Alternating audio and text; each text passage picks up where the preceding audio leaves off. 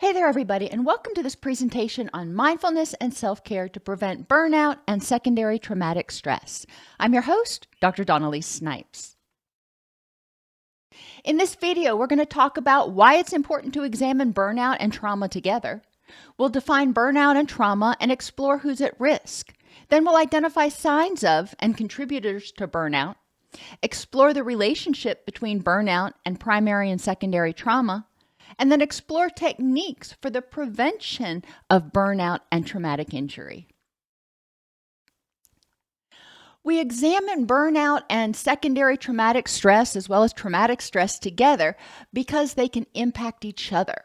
Burnout impacts the way people feel about their jobs and their purpose in their jobs and can stem from feeling unsafe and powerless at work. So when we talk about burnout-prone environments, that is one of the overarching characteristics of the work environment is the person feels a sense of powerlessness and as a result, a sense of a lack of safety.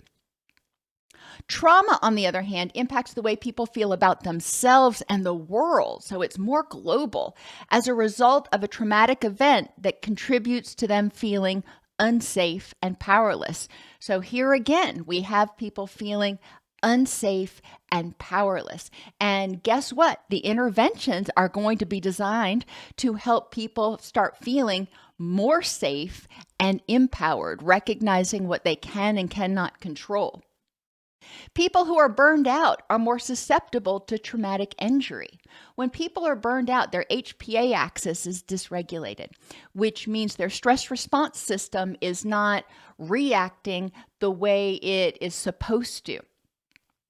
When that happens, people are more susceptible to traumatic injury. They're more susceptible to when other stress is piled on. People who've experienced trauma are more susceptible to burnout. When people have experienced trauma and have not completely resolved it, it contributes to that HPA axis staying activated. They feel unsafe and disempowered. So they're more hypervigilant. They're more on edge. They're more aware of what's going on because they don't feel safe. What that means is they're basically primed, and when more stress comes their way, when they end up in environments that compound their feeling of unsafeness and disempowerment, guess what? They're more likely to develop burnout. Now, burnout is real. It's not just a term we throw around. The ICD-11, which is a diagnostic manual that's used by the World Health Organization, has burnout as code QD85. So for those of you who need to see it in a diagnostic manual to feel like it's a legit diagnosis, well, there you go. The ICD-11 defines burnout as a syndrome resulting from chronic workplace stress that has not been successfully managed. Some people can work in burnout-prone environments and not become burned out. It doesn't bother them. But other people have difficulty managing that stress for one or more reasons. Burnout should not be applied to experiences in other areas of life, and it's characterized by 3 dimensions. So someone who's burned out has feelings of energy depletion or exhaustion most of the time, not just at work. Increased mental distance from one's job or feelings of negativity or cynicism related to one's job. Going to work and you just don't even feel like you care about being there anymore, or you get there and you're like, what's the point? Nothing I do helps. And finally, a sense of ineffectiveness and a lack of accomplishment. You got into the field with these dreams and ideas of what you'd accomplish, and people who become burned out, those dreams and ideas are getting squelched and fading to the background. So they're like, what's the point? What am I accomplishing here? I am curious, and there isn't a lot of research out there about how this changes for people who work at home. When I'm saying work at home, I'm not talking about people whose primary duty is homemaking and parenting and doing that kind of stuff. That's a job, no doubt. But what I'm talking about is somebody who has an office in their house and their families around them. So does that qualify as a workplace? Or since it doesn't directly relate to their job, maybe they're a newscaster and obviously their family doesn't affect what stories they're covering. But since it is tangential, since it is connected to where they work, I'm wondering how that impacts burnout. But that's somebody's dissertation somewhere. Trauma, burnout, and PACER dysregulation all kind of go hand in hand. And PACER stands for physical, affective, cognitive, environmental, and relational. So let's look at that for a second. When people experience trauma or burnout, they may develop a state of HPA axis dysregulation. With trauma, it may or may not happen. With burnout, we definitely have that HPA axis, or that stress response system dysregulation. HPA axis dysregulation is what results when chronic stress leads to what we call glucocorticoid resistance, or tolerance to the stress hormones. And this can in turn lead to PACER dysregulation. And the analogy I like to use for this is the door knock analogy. Think about if you're in an environment that for some reason people are knocking on your door a lot. Initially, when people come by, they knock, you answer, and handle whatever it is. But at a certain point, if people are constantly coming by and knocking on your door and interrupting you, you may start ignoring it. You're like, I got other stuff to do. I can't handle this right now. You're overwhelming me. You're bothering me. So you start becoming resistant to opening the door. You start becoming tolerant to people's knocking. You're like, yeah, I don't even hear that anymore. So what happens? If somebody needs you to open the door, they knock. You don't even pay attention. They knock louder. You're still not paying attention. They start banging on the door. Oh, okay. You open the door. And that's what happens with glucocorticoid resistance or tolerance, is the receptors don't respond to the typical amount of stress hormones anymore. Those stress hormones come and they knock at the door and the receptors are like, I ain't opening the door for you. No, I'm going to tune you out. So in order to get those stress hormones to activate the stress response system, there has to be a lot of them. So they go from being flat, not responding to much of anything, to requiring a tsunami of stress hormones in order to get those receptors to activate. The other analogy is alcohol, and a lot of people are familiar with this. When you first start drinking, you can drink a little bit and get a buzz. Once you've been drinking for a while, over months or years, you may start developing a tolerance to it. So it requires more alcohol to get you the same effect. Same thing is true with your stress hormones. When your tissues are regularly exposed to that hormone, eventually they start tuning it out. They don't respond to it until greater amounts are there. What are the signs of burnout? We already talked about the three major signs of burnout: the sense of exhaustion, the sense of detachment, and the sense of a lack of accomplishment. But there are a lot of other more insidious, if you will, signs of burnout. Physical and emotional exhaustion. All right, we got that one. Sleep changes. People who are burned out may be exhausted, so they're in bed a lot, but they're not getting good quality sleep. Or they may have insomnia. They dread going to work the next day, or they're stressed out about everything that's going on at work that keeps them up at night. Either way, we've got sleep changes, which also means circadian rhythm changes. Both of those are stressors on the body. Both of those are going to contribute to HPA axis dysregulation. It's important when we're working with people who are starting to display signs of burnout, or any of these signs, even if they're not directly related to burnout, that we address them. We don't wait until the person's burned out. We don't wait till the person's got CPTSD or PTSD. We start seeing dysregulation in their functioning, and we make sure that we provide tools and information.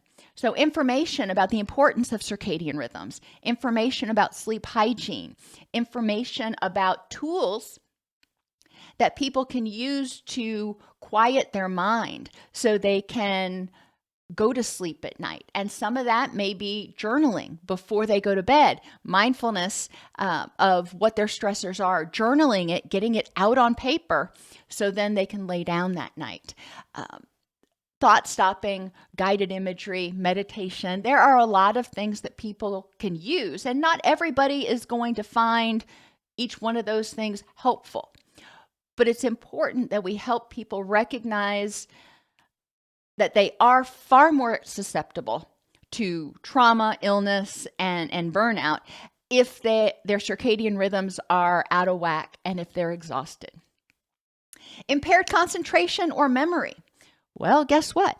When people are stressed out, when that HPA axis is dysregulated, the hormones and neurotransmitters that are responsible for helping people concentrate and remember things are generally out of whack as well. Your norepinephrine, your dopamine tend to be out of whack. Additionally, if people are stressed out, if they're feeling unsafe and disempowered, they are at least partially in fight or flight mode. So think about it sort of on a scale where red alert, there's a threat there and you need to do something to get the heck out of there to survive.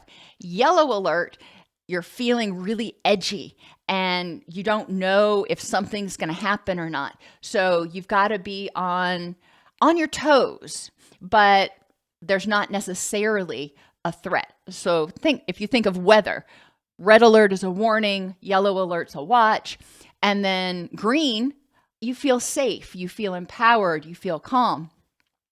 Well, people who are experiencing early signs of burnout or trauma are often going to be in yellow alert. They're stressed out. They're stressed out when they wake up. They're stressed out when they're at work. They're stressed out when they go to bed. And when you're stressed out, you're in fight or flight to a greater or lesser degree. The further you are down that scale, the further you are towards that red alert, the more difficult concentration and memory are going to become, and the more emphasis your body is placing on fight or flee for survival. Helping people recognize what may be contributing to their concentration or memory impairments, and helping them develop supports to get them through until those things improve. So your executive functioning tasks, writing lists, eliminating distractions, those are two things that you can do in order to help people who are struggling with memory and concentration.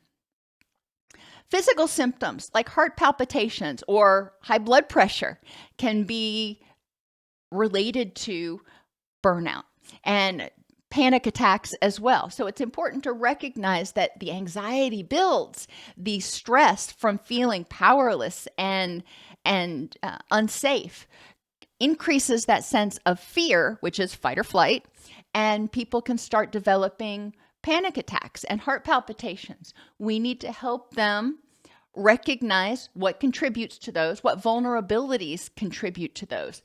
Too much caffeine, for example, can increase the risk of heart palpitations, increase blood pressure. People who let their blood sugar get too low can actually have heart palpitations and increases in blood sugar because their body says, hey, blood sugar's too low. So the stress response system, HPA axis, goes into high alert. It says we don't have enough fuel and causes the body to dump blood sugar. So during that, initially the person starts feeling shaky as the blood sugar goes down, and then their stress response system kicks off and they may start feeling more panicky, if you will. Appetite changes are common in burnout. Some people will eat to self-soothe. Some people will have no appetite at all. We want to examine that, encouraging people to notice their nutritional intake and do what they need to do in order to get the nutrients their body needs in order to make the hormones and neurotransmitters and stuff necessary to rebuild and sustain their nervous system. Increased illness. We know that increased stress leads to increased illness. Increased stress leads to increased inflammation. HPA axis dysregulation leads to increased inflammation, and increased inflammation leads to increased illness, or is correlated with. So it's important to recognize that as employees, if we're talking about burnout, which is a work environment, as employees start to get burned out, they are going to experience more illnesses, more days away from work. Depersonalization is another sign of burnout. You don't even feel like you're in your own body. You're kind of numb and just going through the motions at whatever you're doing. Increases in depression, anxiety, and dysregulation. It's important that we help people become much more mindful of their mood and of their cognitive needs in a particular moment. Help them develop the ability to be aware in the moment of how they feel and what they need, and then implement distress tolerance, coping skills, and problem-solving skills as appropriate. An absence of positive emotions. So sometimes people who are burned out, they feel, but the only thing they feel is anger or anxiety. They don't feel happiness. They don't feel curiosity. It's just, they're either in fight or flee, fight or flee, fight or flee. Or they may get to the point that the HPA axis is so dysregulated that they can't feel anything. They're just numb. And that kind of goes towards that depersonalization. They don't feel happy. They don't feel sad. They don't feel angry. They just don't feel anything unless there's something huge. Remember, we talked about that door knock? Unless the stress hormones come en masse and start knocking on that door in order to activate the stress response system. There can be cynicism and disillusionment and moral injury. And those aren't all the same thing, but they're very closely related. People start envisioning whatever they're doing as being purposeless, if you will. They become disillusioned. They got into the field for a reason, or they took this job for a reason, and it's not meeting those goals. And it doesn't seem like there's any hope that it will meet those goals. And moral injury contributes to that cynicism and disillusionment when leaders undermine people, when they don't have your back, when they give contradictory information, or when they tell you to do things that go against your moral values. That can contribute to burnout. And this is seen more in, for example, soldiers and law enforcement and emergency services than in some other occupations where that moral injury is seen more often in those. But it is important to recognize the impact of having to do things that you don't think are right, but you got to do them in order to keep your job. A lack of patience, very common. If you're in fight or flight, it's hard to be patient and say, okay, let's look at this. You just want to make it go away. You want to make it stop. A lack of resilience. Everything's a crisis. When something happens, it's just like you're already stressed out to your max. One more thing happens. It doesn't matter how small it is. It's the straw that broke the camel's back. And you're just like, I can't take it. I just can't take it. Relationship deterioration. Well, when you start becoming negative, pessimistic, exhausted, having difficulty with your memory and your concentration, and becoming more depressed, anxious, and emotionally dysregulating, you don't have a lot of energy to spend around people, and the people around you may not understand what's going on with you. They're seeing this metamorphosis right before their eyes, but they're not sure where it's coming from or exactly what's going on. So the relationships start to deteriorate. The person with burnout feels like the people around them don't understand, don't support them, don't get it.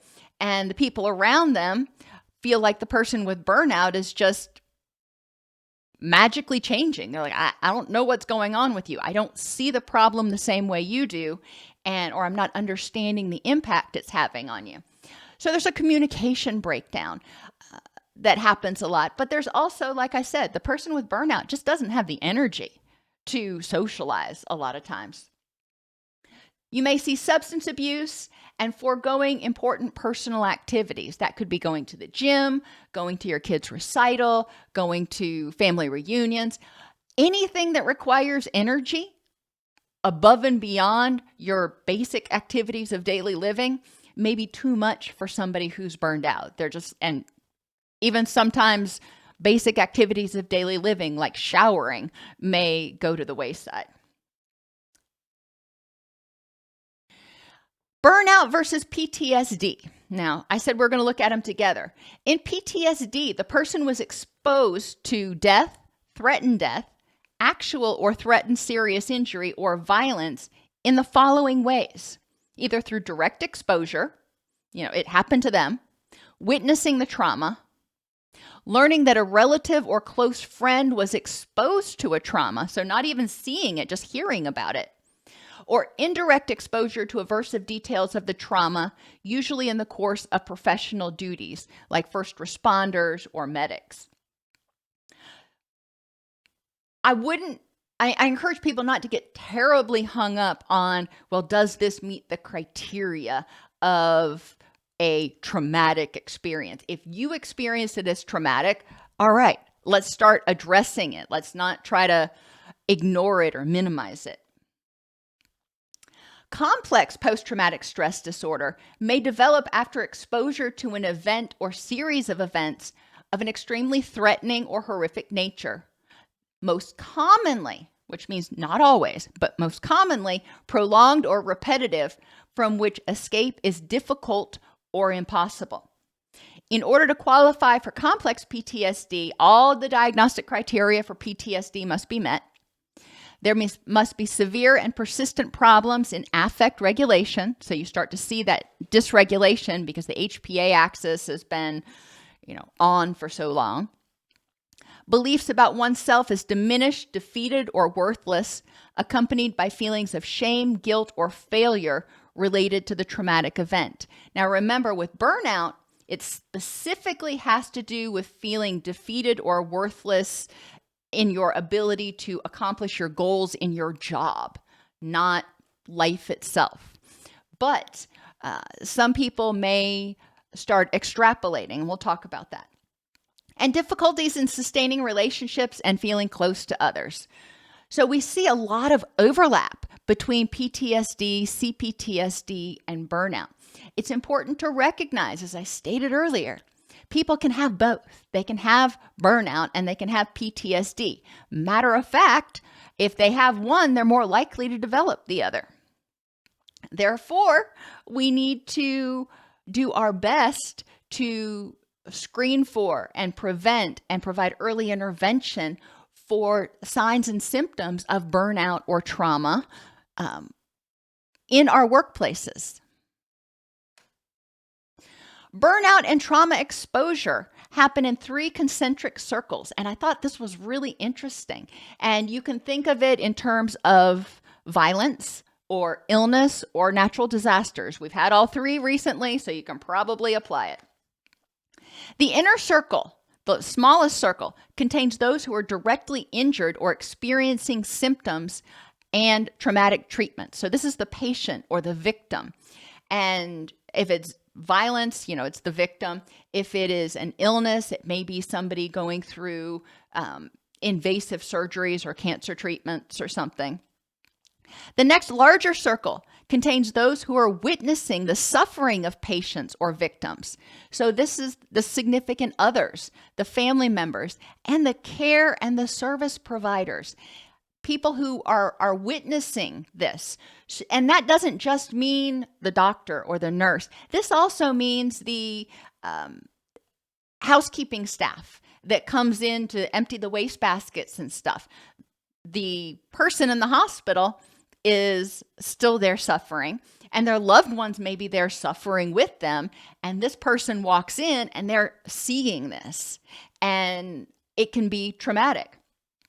Now, the largest circle, which encompasses everybody, the largest circle would be those experiencing realistic or unrealistic fear of harm, social isolation, or financial hardships. So this is sort of the community at large. The people who have who know about the incident or know about what happened, and they start becoming afraid. They start feeling unsafe in their environments, wherever they are. People exposed to traumatic events are at greater risk of primary or vicarious trauma or burnout. If you are exposed to traumatic events, and we need to define for ourselves what exposure is. And because does that mean seeing it over and over and over again, 24/7 on TV? Does that mean seeing it streaming live? Does that mean only seeing it in person? Remember, with PTSD, you can hear about the event. So a prosecuting attorney who hears the very graphic details, or even a defense attorney who hears the graphic details of a crime, they are hearing about it in the course of their job, which can cause trauma. Now, if they feel like they're ineffective in their job, then we can also see the development of burnout. It is very common to see people present with both trauma and burnout. Trauma or burnout triage, the 4 S's. Similarity to the victim, patient, or person served. If you can see yourself in that position and just think to yourself, oh, there but by the grace of God go I, then it's something that you can empathize with. If you can see that happening to a family member, then you're at greater risk. And we see, for example, law enforcement officers who respond to the scene of a child drowning may be more impacted than if they have children, especially of a similar age to that child, than law enforcement officers who don't have kids. It doesn't mean that cops who don't have kids don't have a similar level of empathy. It just impacts them differently, because your mind does really weird things, and your mind may suddenly impose the image of your child there down at the bottom of the pool. And in order to tell you, I guess, you need to prevent this from happening to your kid. So the similarity to the victim can contribute to the likelihood that you are going to experience more significant impact from the trauma or the environment. In a burnout environment, you're like working in a drug treatment center, for example.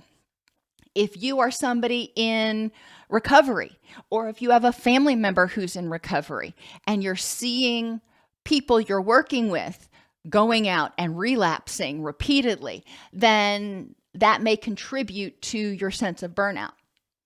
Number of stressors in the prior 6 months, and this can include unresolved stressors that happened a long time ago that are continuing to drain your energy.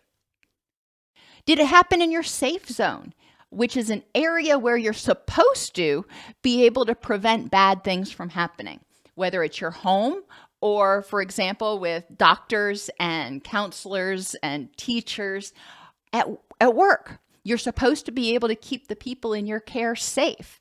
And if that doesn't happen, then it can feel more traumatic. There can be more guilt associated with it. And the availability of social support. People who actually understand and get it. And we're going to talk about those a little bit more in depth. But just keep that in mind when you are in situations. What's their similarity, prior stressors, safe zone, and availability of supports, preferably within 24 hours of whatever the traumatic event was, or when we're talking about burnout work environments, pretty consistently. Is there a supervisor that the person can go decompress with? Who is at risk of burnout, secondary traumatic stress, or CPTSD? Well, a lot of people. Healthcare, your doctors or your counselors, all the way out to housekeeping. So they aren't directly, talking to or doing things with the patient, but they may talk to them, in passing as they're coming in to change bed sheets or empty garbage or clean the bathroom or whatever they're doing. I know at the facilities I worked at, the sanitation staff was always very chatty. They were very friendly people, but they would also hear things from clients and they would see clients struggling and they would hurt for the clients. Emergency services, and this includes responders like cops and firefighters, as well as the 911 call centers. People overlook the incredible amount of stress that 911 dispatchers experience on the daily. Vets and animal control. You may not think, well, you're not very similar to a dog or to a horse or whatever, but for people who get into animal services, a lot of times they empathize with those animals. A lot of times they see animals as creatures who feel emotionally and physically, and creatures who, whether you believe it or not, may have a soul. So there are a lot of similarities that we see. And a lot of us refer to our animals as part of the family. So, and most vets and animal control officers also have, guess what? Animals. So it's important to recognize that they see similarities there, and it hurts their heart. They got into the field in order to help animals have the highest quality of life, and that's not always what they see.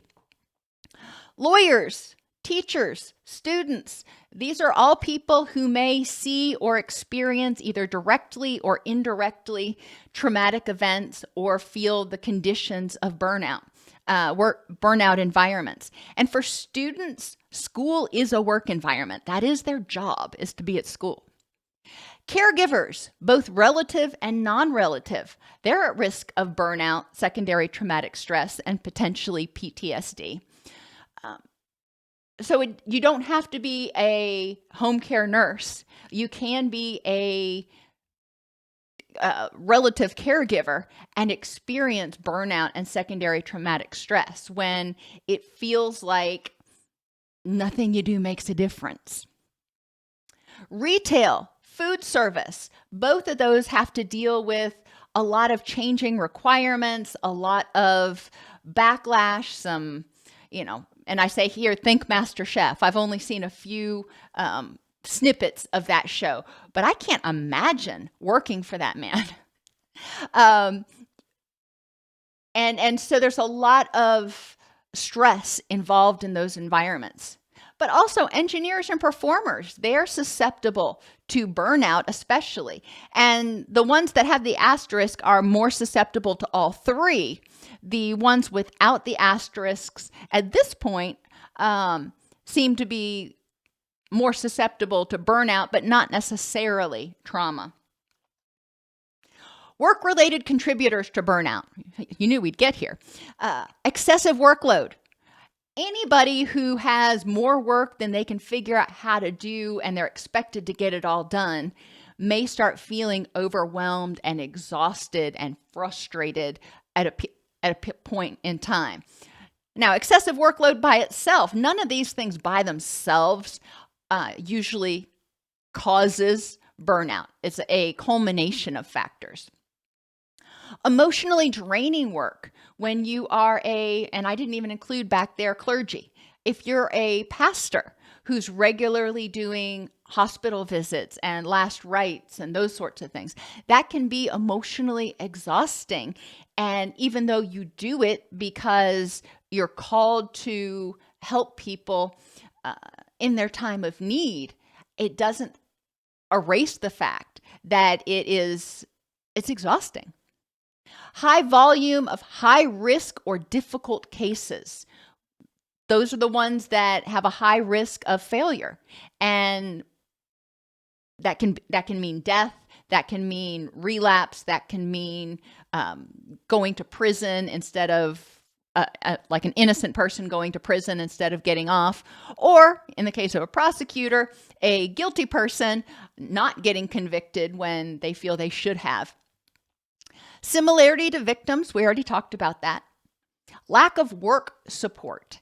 And we're going to talk about the difference here because these come up again when we get to personal contributors to burnout. But if you don't have support from your colleagues, if you don't have support from your supervisors, it can feel very scary. You can feel like you're out there like a fish out of water, flapping on your own. A lack of work resources. If you don't have the tools you need to get the jobs done, then that can also contribute to burnout. A lack of work rewards. You do what you do partly because you're called to do it for some reason or another. Now, some people aren't in a career that they have a passion for. They're in a job because they need money to pay their rent. And if they're working their butt off and they still aren't making enough money to pay their rent, it's going to start feeling very demoralizing very quickly and very exhausting, and they may start developing symptoms of burnout. A lack of a sense of control or say in the work environment about your schedule, about your duties, about how you respond to things. If people feel like something's going on in their environment and they're not safe, whether they're being told to do things that are illegal or they're being told that they have no control over all of these OSHA violations and they just need to suck it up and deal with it, or whatever it is. If they don't feel like they have a sense of control or say over their safety, over their ability to achieve their goals in this job, then they're often going to feel unsafe and disempowered. Unclear or ever-changing requirements. Those goals, constantly moving. That goalpost at the end of the field, constantly moving. And that's exhausting. Your boss tells you one day, this is what we got to do this week. And then the next day it's like, no, let's switch it over here. And you're like, well, which is it? You told me we had to get this done. And then you're switching gears on me. I don't know what to expect. And that can be really difficult for those of us who are planners. Severe consequences of mistakes. Everybody makes mistakes. But if you're in an environment in which mistakes are extremely strongly punished, that can be traumatizing. Now, in some situations, like if you're a surgeon and you make a mistake and somebody dies, that's significant. And there can be significant consequences. But a lot of times, as long as you're doing best practices and stuff, there's a root cause analysis. The chances of you losing your license for a mistake is unlikely. It can be really unpleasant for a while, but it's unlikely. But there are, in those situations, in those really high stress jobs, mistakes, failures can have pretty significant consequences. And that can make every move you make feel like a life or death option. Work-life imbalance by choice or necessity. Work-life imbalance by choice, that's the person who is what we'll call a workaholic, for lack of a clinical term.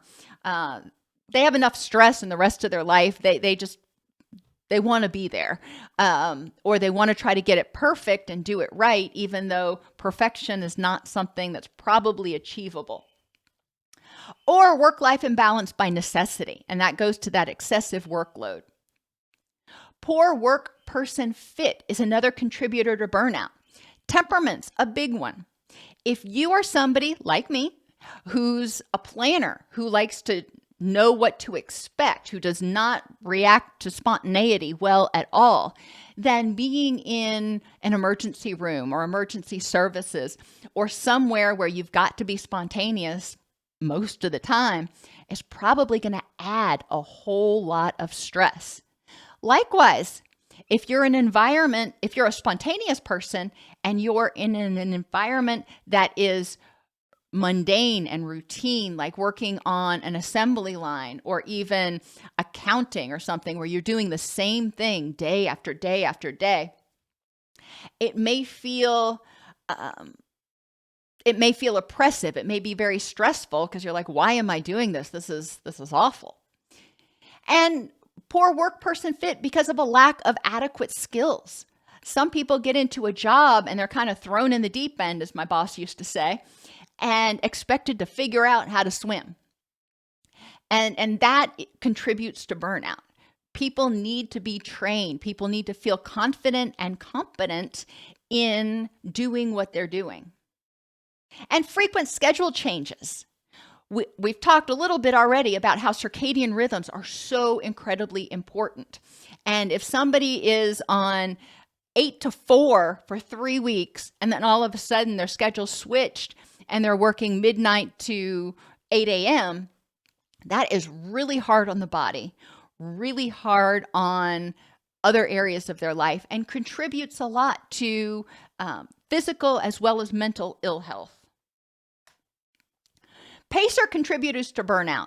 I already mentioned multiple times sleep and circadian rhythm disruption. Got to make sure that we're helping people recognize the importance there. And I've got videos on all of the things on circadian rhythms and all of the things that the circadian rhythms have their grimy little mitts in. Pain is another thing. When people are in pain, their HPA axis is already activated, which means they are primed. They are more prone to be distressed by stressors in their environment. We need to help people figure out how to manage their pain. They may not be able to get rid of it, but what can they do to manage it? What triggers it? What are their vulnerabilities that contribute to them having more pain? And helping them figure out how to live their highest quality, rich and meaningful life and have pain. Nutrition is essential to keep blood sugar up so you don't start getting shaky, as well as to provide the building blocks for making the neurotransmitters and everything necessary to be happy and healthy. Now, that doesn't mean that somebody has to eat this like radically healthy Mediterranean diet all the time, but it's important that they do get the required nutrients, however that happens. And that's between them, their doctor, and their dietitian. And substance use. Substance use monkeys with the stress response system as well as the neurotransmitters, creates inflammation in the body. It does a lot of bad things in the long run. Even if in the short run, it may help the person sort of numb out the distress. So the long tail effects of substance use makes people more vulnerable to distress the following hours, days, and weeks. Affectively, people who have mood disorders or ADHD are more at risk of burnout. Mood disorders, if you have high levels of anxiety, you're already primed and more susceptible to stressors that come your way. Depression, you may feel hopeless and helpless already. So when things come your way, you're like, I don't have the gas. I don't have it in me. With ADHD, the energy required for those executive functioning tasks and doing your job can be exhausting for people. And so that can contribute to burnout. People with ADHD also often have difficulty with sensory gating. And that means it's difficult to filter out what's important to focus on and what is not important to focus on. So they're just constantly being bombarded. And that's exhausting. Cognitively, people who tend to be perfectionists are more likely to get burned out because, as I said, perfection is generally an illusion. People who have a lot of cognitive distortions like personalization and mind reading and jumping to conclusions and emotion-based reasoning are often going to be more susceptible to distress and burnout. And those who have a pessimistic view of self and the world are more prone to burnout. And a lot of these things, like pessimistic view of self and world, sleep disruption, changes in nutrition, substance use, mood disorders, those can accompany or be consequences of trauma. We need to look and say, is there underlying trauma that also needs to be addressed? Remember, burnout has to do with work. We can improve the work environment until the cows come home. But if the person has this underlying trauma, they are going to have a lot of difficulty recovering because that HPA axis is still just kind of spinning its wheels in the mud. Environmentally, a person, remember I said this was going to come up in the personal life too.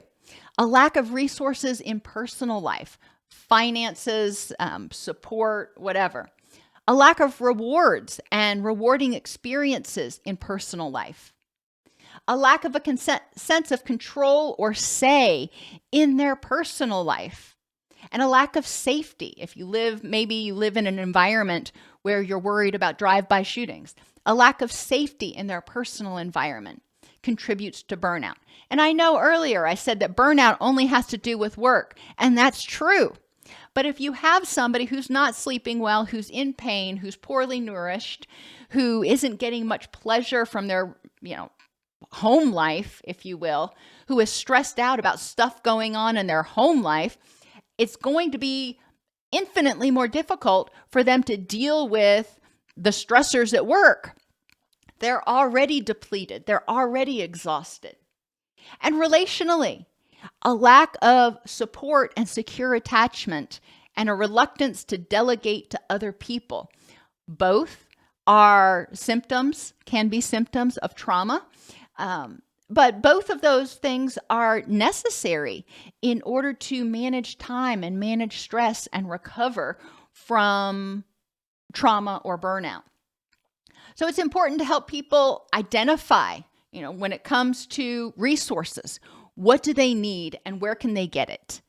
What services are available that can help them access the resources they need? How can they develop a sense of control or say in their personal life? With whom or in what situations do they feel like they don't have that right now? And how can they start to feel more empowered?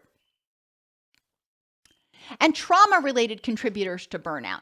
And I know trauma is part of PACER, but trauma impacts every aspect of PACER: physical, affective, cognitive, environment, and relational. So people that have a currently what I call uncontrolled trauma history, they've got trauma that they haven't dealt with and it's still impacting them in the present. They're already feeling unsafe and disempowered pretty much 24/7.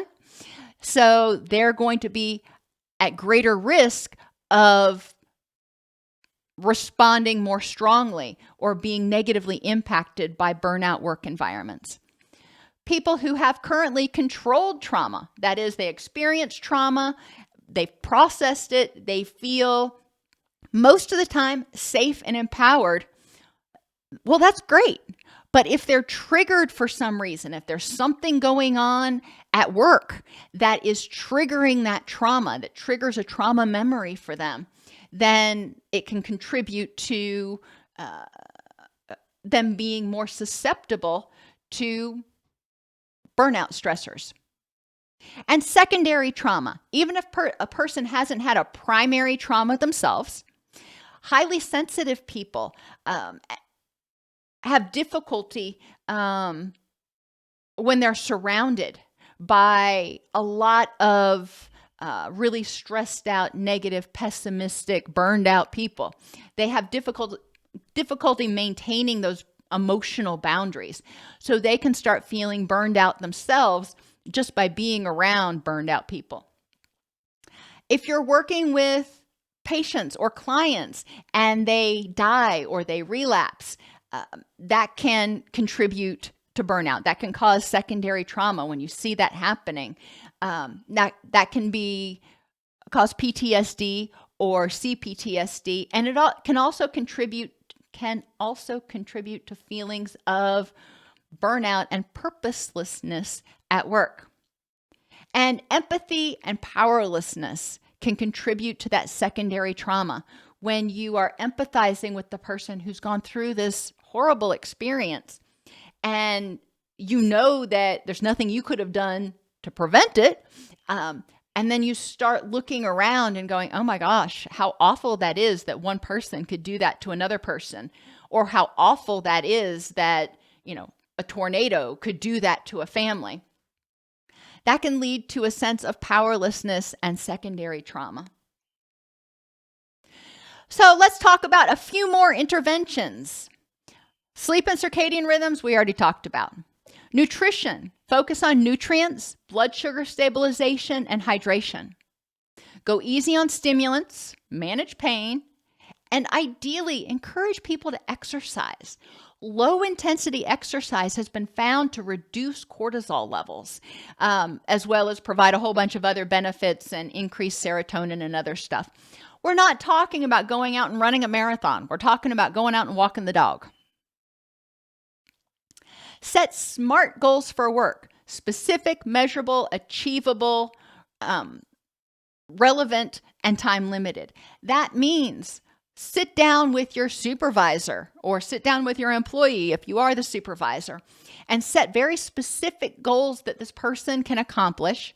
They're not going to change. They're not going to move. So the person knows this is what I've got to do. And they're achievable and relevant to that person's purpose and mission in their occupation. Brainstorm ways to work smarter, not harder, because sometimes regulations change and all of a sudden it seems like you've got to do 20 times more work in order to get the same job done. Okay, well, how can we do this as efficiently as possible? Encourage people to practice the squeegee breath. And this is a little bit different than square breathing, and I really like this because I love squeegees. But I can envision when I take that breath in, it's like raising the squeegee to the top of the window. And when I exhale that breath, it's like using that squeegee and squeegeeing, if that's a word, squeegeeing out all the stress out of my body. It's like, so I love that imagery. Take time to add in the positive on a daily basis. And if you're a supervisor, I encourage you to do this with your staff during the day. Encourage them to do something positive for themselves during the day, during their lunch break, whatever. It can be 30 seconds. It can be 5 minutes. It doesn't have to be, 30 minutes or an hour, but something that makes them smile, something that makes them laugh. Each day, identify 3 to 5 things that actually went well, that you were actually empowered to do, that you made progress on, that went well. Keep a scrapbook or journal of your positive experiences. If you're a clinician, no PHI.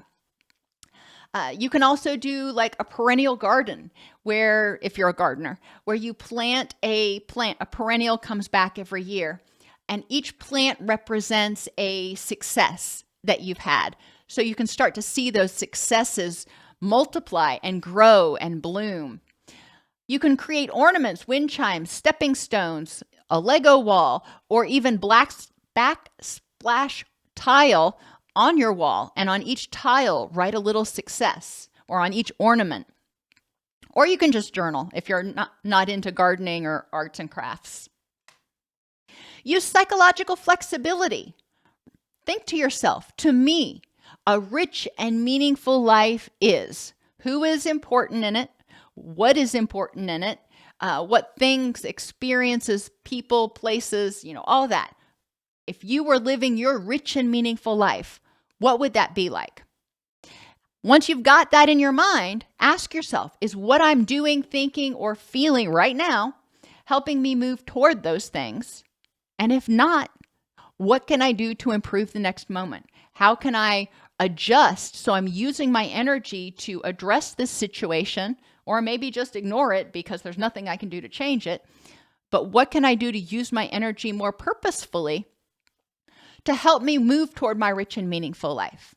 And that can include perspective taking, decision making, and sometimes it means making the decision to get a different job, problem solving, observing what's going on, describing what's going on, exploring the different solutions, and choosing one in order to address what's going on. Coping and emotion regulation, maybe developing some more tools to add to your toolbox. Assertiveness. Sometimes improving the next moment means being assertive, setting an appointment with your boss and going in and talking to him and going, look, this is what's going on. I need some clarity. Relaxation skills and cognitive restructuring. It's important to encourage people to identify the strengths and resources that they do have. They may not have all that they need, but in identifying the ones they do have may help them feel less powerless, may help them feel a little bit more empowered, if you want to say it differently. Develop mental agility, or the ability to look at situations from multiple perspectives and to think creatively and flexibly. One tool that I used to do this with my kids was to have them argue the other person's point of view. If they got into a disagreement, I'm like, okay, I want you to argue the other person's point of view. Or if they had a difference of opinion about something. So, early debate training. Practice mindfulness. How do you feel emotionally right now? Where's it coming from? How do you feel physically right now? And what does that mean to you? If you're feeling tired, if you're feeling, pressure in your chest, if you're feeling tension in your muscles, what does that mean to you? What are your current thoughts and where are they coming from? Encourage people to be aware of their trauma triggers and address them. If they know there are trauma triggers in their environment, or there could be, what can they do to protect themselves as much as possible so they're not excessively triggered? You may not be able to prevent it completely, but so they're not excessively triggered. Develop resiliency, which happens with vulnerability, prevention, and mitigation. And we talk about vulnerabilities a lot on this channel. Things that make you more susceptible to reacting to stressors, whether it is a lack of sleep or being in pain or getting in an argument with your significant other. Those can all make you more vulnerable to having difficulty coping with life on life's terms the rest of the day. Develop awareness of what you can and cannot control. Develop distress tolerance so you start to realize that you can tolerate this distress, just like the elephant on the beach ball. It can tolerate the weight of that elephant without popping. It may not like it. I don't know how the beach ball feels, but it can tolerate it. Nurture optimism and hope, the things that you can be optimistic about. Yeah, there's going to be crappy things in life. You're not going to be toxically optimistic, but nurture that hope that things can get better, that you can move toward a rich and meaningful life, and that you can endure the moment. Practice gratitude and an optimistic explanatory style. And that means noticing and expecting the positive. Now, again, that doesn't mean toxic positivity. If I do this, then everything's going to be fine. No, not necessarily. But noticing what you can do and expecting that if you do everything in your control, then the best possible outcome is going to occur. It may not be the one you want. It may not be the perfect outcome, but you expect that if you put in the hard work, that you're going to benefit from it. Focusing on what you can control and taking purposeful action, which means using your energy to move towards what's important to you. And focusing on character strengths, using your top strengths to engage authentically, overcome challenges, and create a life aligned with your values. That means first figuring out what your character strengths are and how they help you do these things. You can describe why you got into the field and visualize that intention. whether it's to earn money, to help people, because you're an adrenaline junkie, for status or power or whatever it is. And then you need to evaluate on a regular basis, is this helping me move toward my intentions? And if not, what would help me move toward that? Or is it even possible in this situation? Check that need for perfectionism and control, recognizing that perfectionism is an illusion. All we can work toward is progress. And you can't control everything, no matter how much you would like to. Develop support at work and at home. So at work, your coworkers, your peers, at least one supervisor. And then also at home. So when you get home, you've got somebody who can say, wow, it seems like you had a really bad day. What can I do to support you right now? Know and ask for what you need in terms of resources. And this is at home as well as at work.